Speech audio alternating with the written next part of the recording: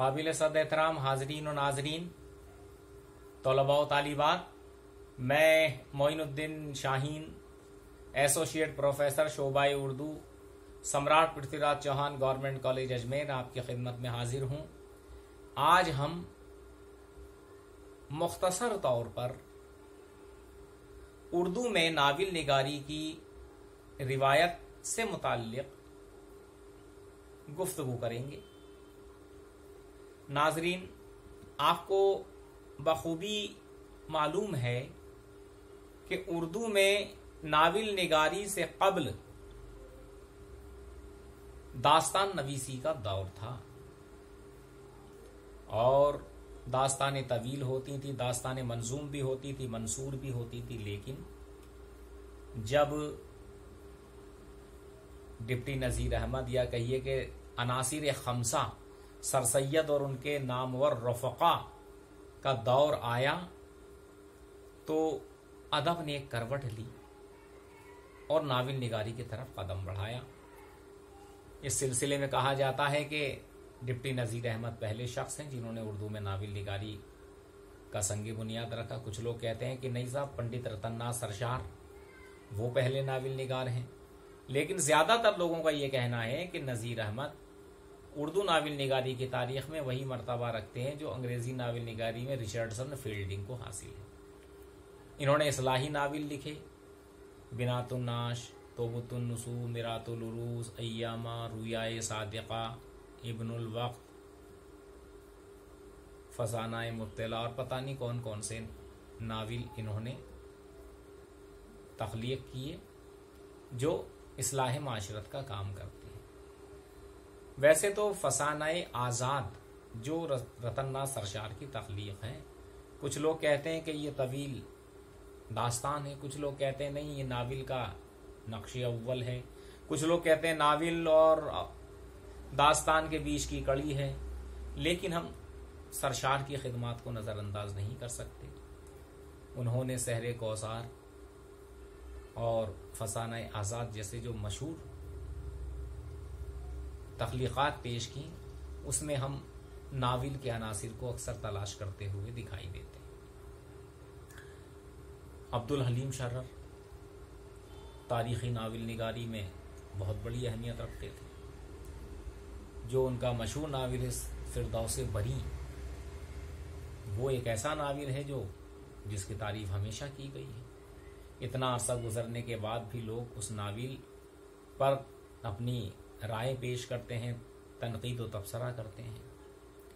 अल्लामा राशिदुल खैरी मजहबी नाविल लिखने वाले, सैयदा का लाल, आमना का लाल, इस तरह के कुछ लोग कहते हैं साहब ये नाविल नहीं है, लेकिन नाविल की सूरत में उन्होंने तारीख़ इस्लाम बयान की है।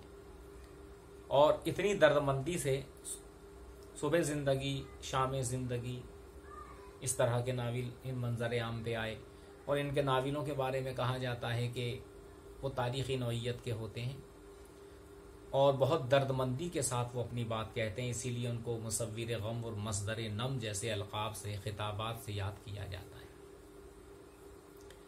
नाविल की तारीख़ हालांकि बहुत तवील है, लेकिन उनमें नुमाइंदा नाविल निगारों का ही हम तस्करा कर सकते हैं। मुंशी प्रेमचंद का ज़माना देखिए, तरक्की पसंद तहरीक का दौर आता है तो वो नाविल लिखते हैं। देखिए वही नाविल हिंदी में भी छपे हैं, उर्दू में भी छपे हैं, कहीं लिप्यंतरण हुआ है, कहीं थोड़ा बहुत तब्दीली करके उन्होंने, जैसे गौदान इनका शाहकार नाविल है, क्या पैगाम दिया है उन्होंने, बेहतरीन पैगाम दिया है होरी के हवाले से। दूसरा चौगाने हस्ती, मैदाने अमल, बेवा, गोशाए आफियत, हम खुरमाओ हम सवाब, ये बाज़ारे हुस्न। और आखिर में जो इन्होंने नाविल लिखा था, अधूरा रह गया था, मंगल सूत्र वगैरह वगैरह। इन नाविलों की बुनियाद पर प्रेमचंद ने वही बात कही है जो अपने अफसानों में कही है, देहाती जिंदगी की अक्कासी। और तरक्की पसंद तहरीक के पहले इजलास में सदारत करते हुए जो बात उन्होंने कही थी, समाजी हकीकत निगारी और मजलूमों, मजदूरों, किसानों से हमदर्दी, ये तमाम इनके नाविलों में देखने को मिलती है। गांधी जी से बहुत ज्यादा मुतासिर थे, इसलिए कहते हैं गांधीवादी लेखक। गांधीवादी तसव्वुरात को पसंद करने वाले मुसन्निफीन में इनका शुमार होता है। इसके अलावा नफ्सियाती नाविल निगारी की जब बात चलती है तो उमराव जान अता, मिर्ज़ा मोहम्मद हादी रुस्वा जिन्होंने लखनऊ की इन्हितात पज़ीर या जवाल आमादा तहजीब का मुरक्का या अक्कासी जिसमें पेश की है वो है उमराव जान अता। एक तवाइफ की दास्तान हयात है, बड़ा जलता हुआ मौजू था, बड़ा ज्वलंत मौजू जिसको कहते हैं विषय। हर किसी की हिम्मत नहीं थी कि इस मौजू पे लिखे, लेकिन क्या दर्दमंदाना तरीके से उन्होंने नाविल लिखा है और यही वजह है कि दुनिया की अक्सर ज़बानों में इसके तराजिम हुए। तरक्की पसंद तहरीक का ज़माना आता है तो कुछ और लोग भी हमारे सामने आते हैं, अली अब्बास हुसैनी और कृष्ण चंद्र खास तौर से, कुर्तुलैन हैदर, इस्मत चौगताई, ये वो लोग हैं जिन्होंने उर्दू नाविल को आगे बढ़ाने की कोशिश की। दूसरा ये कि ये नाविल अब्दुल्ला हुसैन, उदास नस्लें, देखिए उनका नाविल कितना मशहूर है, दुनिया भर में उसको पसंद किया गया, साहित्य अकेडमी का उसको अवार्ड मिला, पसंद किया गया। इसके अलावा कुछ तारीख़ी नाविल और हमारे लिखे गए, जो तारीख़ी नाविल जैसे उन्होंने भी लिखे थे अब्दुल हलीम शरर ने।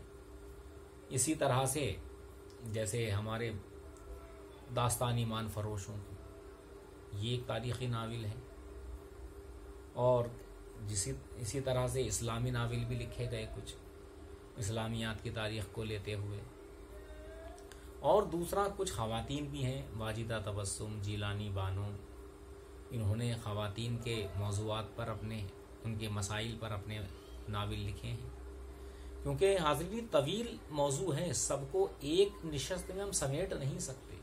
अगर एक एक नाविल निगार पे भी हम तबसरा करें तो एक दिन का 1 घंटे का लेक्चर भी कम हो सकता है। ये एक आउटलाइन पेश कर रहा हूं मैं आपके सामने, ये एक चंद ऐसे खुतूत आपके सामने पेश कर रहा हूं, ऐसे कुछ रेखाएं आपके सामने पेश कर रहा हूं जिनकी बुनियाद पर आप ये अंदाजा लगा सकते हैं कि उर्दू में नाविल निगारी की रिवायत खासी कदीम भी है, मुस्तहकम भी है और इस लायक भी है कि उर्दू के नाविलों को कहीं ना कहीं हम मिसाली नमूनों के तौर पे पेश कर सकते हैं। तरक्की पसंद तहरीक से पहले नाविल की इन्होंने लिखे, तरक्की पसंद तहरीक के दौर में किन किन हजरात ने नाविल लिखे, तरक्की पसंद तहरीक के खात्मे के बाद हल्का अरबाब ज़ौक़ या सन 60 के बाद जो तहरीक चली जदीदियत की, और फिर बाद में माबाद जदीदियत, और हम आज तक पहुंच रहे, कई नाविल इसमें लिखे गए।